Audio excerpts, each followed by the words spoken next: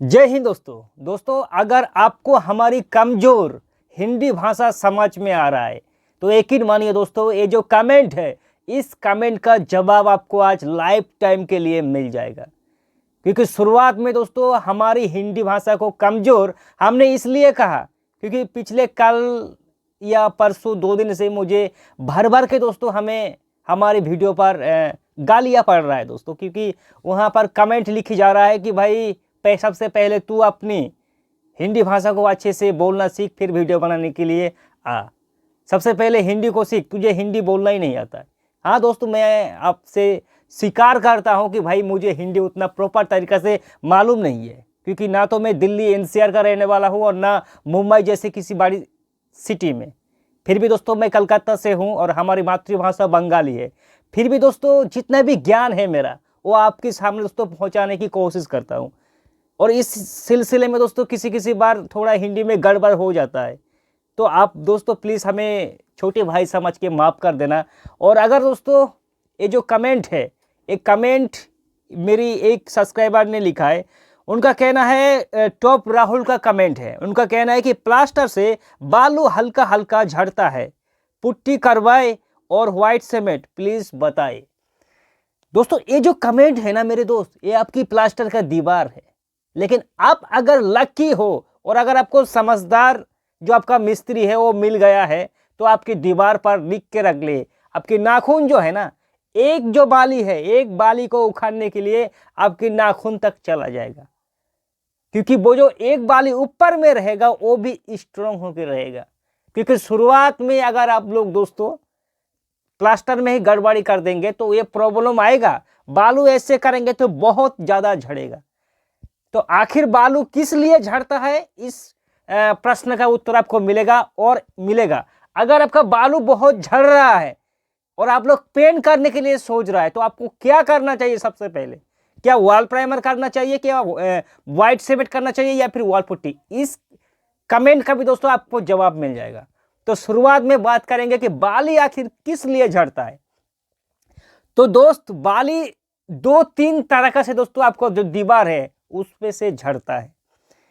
पहला number point, अगर आपका जो बाली है, बाली का दोस्तों छानना पड़ता है, छान छून के उसको अच्छे से फ्रेश करके फिर वॉल को प्लास्टर करना होता है। लेकिन कई जगह पर आप लोग देखना कि बालू में बहुत मिट्टी, कंकर या फिर कुछ खराब डस्ट पार्टिकल होता है और होने के बाद सीमेंट की मिश्रण पर आ जाता है।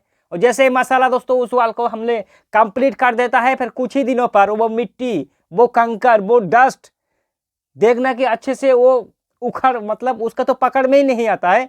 तो जैसे जैसे वो दोस्तों उखड़ता है तो जो प्लास्टर है उसको भी उखड़ के लेके आता है। इसलिए एक सबसे पहले आपको करना है, जो जिस बालू का आप लोग प्लास्टर कर रहे हैं उसको अच्छे से छान ले। और दोबारा दोस्तों दूसरा जो कारण है, ये कारण आपका गलती कहो या फिर जो आपका मिस्त्री है उसका गलती, एक गलती दोस्तों ना चाहकर भी हो जाता है यार। और ये गलती है कि भाई जितना एक, मान लीजिए आपके घर पर 2 मिस्त्रियां काम कर रहा है, एक टिंकू और रिंकू, 2 मिस्त्री के बीच में दोस्तों उन्होंने कहा कि भाई आज हमें 200 स्क्वायर फीट प्लास्टर करना है, लेकिन 250 स्क्वायर फीट का जो लेबर है उन्होंने मसाला बनाकर रेडी कर दिया है। अब दोस्तों जैसे 200 स्क्वायर फीट प्लास्टर हो चुका है, शाम 5:30 बज चुका है। अब 2 जो मिस्त्री है उसका कहना है कि ठेकेदार के अंडर पर काम कर रहा हूं तो 5 बजे तक काम करूंगा, हाइस्ट 5:30 बजे तक। लेकिन जो 50 स्क्वायर फीट का जो मसाला बच चुका है उसको क्या करता है दोस्तों, लेबर और मिस्त्री हमारी भाषा में उसको ठिकाना लगाने के लिए बोलता है। और यहाँ तक कि हमने जब दिल्ली पर रहता था दोस्तों, जो मिस्त्री था उनका कहना था कि जब भी जो मसाला बच जाता है तो लेबर को क्या कहता है मालूम है? ये अंदर की सीक्रेट की बात है दोस्तों, क्योंकि जमीनी लेवल पर मैंने जाके उस चीज़ को बारीकी से समझा और देखा।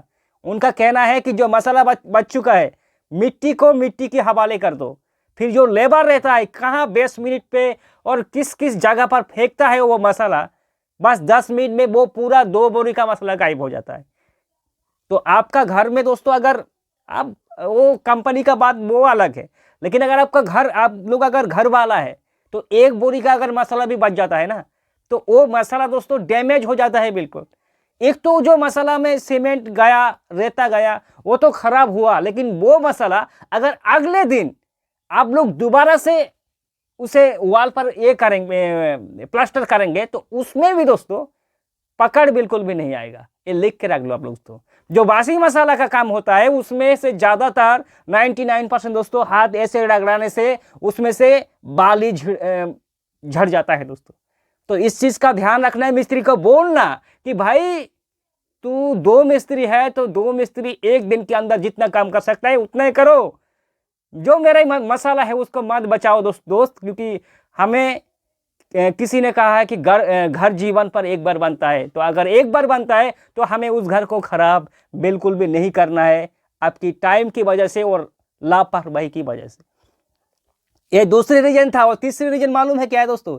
क्यूरिंग का प्रोसेस, यानी कि तराई। प्लास्टर जब भी दीवार पर दोस्तों, मान लीजिए आपका ब्रिक्स का वॉल है और इसमें आप लोग प्लास्टर करेंगे ना, तो ब्रिक्स सबसे पहले पानी पिएगा।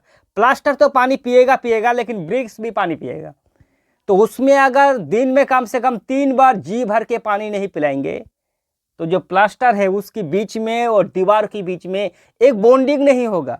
यह था कि प्लास्टर के बीच में एक बालू से दूसरे बालू के बीच में अच्छे पकड़ भी नहीं होगा, बॉन्डिंग भी नहीं होगा।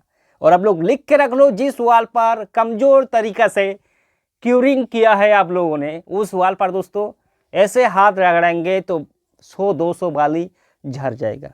ये प्रॉब्लम आप खुद ने क्रिएट किया है। अब समझने वाली बात यह है, ये था कि भाई इस कारण से, 3 कारण से वाल का जो बाली है वो झड़ता है। आज सवाल है कि अगर मान लीजिए हमने गलती 3 कर चुका है, अब उसको सुधारने की बारी कैसे आएगा? क्योंकि हमें अभी करना है बहुत अच्छे से पेंट। तो पेंट करने से पहले क्या वो बाली को रोका जा सकता है? बिल्कुल हाँ दोस्तों।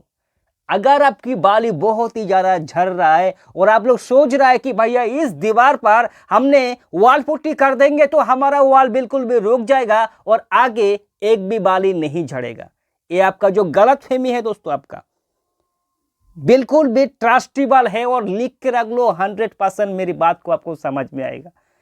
फिर से आप लोग गलती करेंगे, मान लीजिए ये बाली अंदर से ही आपका खोखला है, कमजोर है, तो इसमें वॉल पुट्टी करेंगे तो 6 महीना के अंदर जब वॉल पुट्टी को ऐसे करेंगे तो उसमें से आवाज निकलेगा ठक ठक ठक करके, क्योंकि अंदर पर दोस्तों कैंसर है, कमजोर है।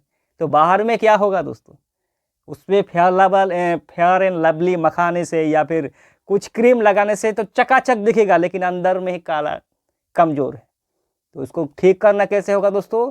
जो हमारा प्लास्टर है उसको ठीक करना है हमें सीमेंट से, यानी कि वाइट सीमेंट से। वाइट सीमेंट दोस्तों जो हमारा ब्लैक सीमेंट होता है ना, ग्रे सीमेंट होता है, जिससे हम लोग चुनाई का काम करते हैं, प्लास्टर का काम करता है। व्हाइट सीमेंट उसका छोटा भाई है दोस्तों, बिल्कुल उसका छोटा भाई सेम। हालांकि इसमें व्हाइट सीमेंट में अच्छे से पॉलीमर होता है, लेकिन दोनों एक ही कैटेगरी में आता है, भले इसका कलर सफेदी हो। तो हमें क्या करना है, सबसे पहले व्हाइट सीमेंट का 2 लेयर इस वॉल पर हमें लगाना है दोस्तों।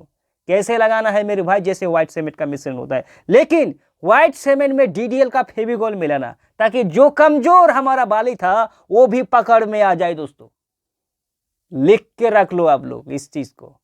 और क्या करना, 2 कोट करने की बाद दोस्तों देखना कि वो जो बाली, वो रेता जो झड़ रहा था वो बिल्कुल भी बंद हो जाएगा। क्योंकि और एक चीज, सिर्फ व्हाइट सीमेंट और DDL का फेविकोल मिश्रण करने से काम नहीं बनेगा दोस्त। आपको भी एक और काम करना होगा, और वो काम है प्रॉपर तरीका से क्यूरिंग करना होगा आपको व्हाइट सीमेंट से। व्हाइट सीमेंट अप्लाई करने के बाद कम से कम 5 से लेकर 7 दिन, वो भी दिन में 3 बार ये प्रोसेस कर लो। देखना आपका जो दीवार है वो लोहे की तरह बन जाएगी और एक भी बाली नहीं झड़ेगा। और उसमें जाकर आप लोग या तो प्राइमर करके पेंट कर सकता है या फिर वॉल पुट्टी करके भी पेंट कर सकता है, कोई भी प्रॉब्लम नहीं है। और दोस्त इतनी देर से दोस्तों मैंने जितनी भी भाषा आपको बोला है, ना जाने दोस्तों वहाँ ऐसे बहुत ज़्यादा गड़बड़ भी हुआ है मेरे हिंदी में, मुझे मालूम है। फिर भी दोस्तों अगर छोटी भाई समझ के माफ़ कर देना। और अगर आपको मेरे वीडियो से जुड़े अगर किसी भी प्रकार का कोई अगर आपके मन में डाउट है तो सीधे हमें कमेंट करना यार, आपकी कमेंट के ऊपर एक वीडियो जरूर बनाएंगे।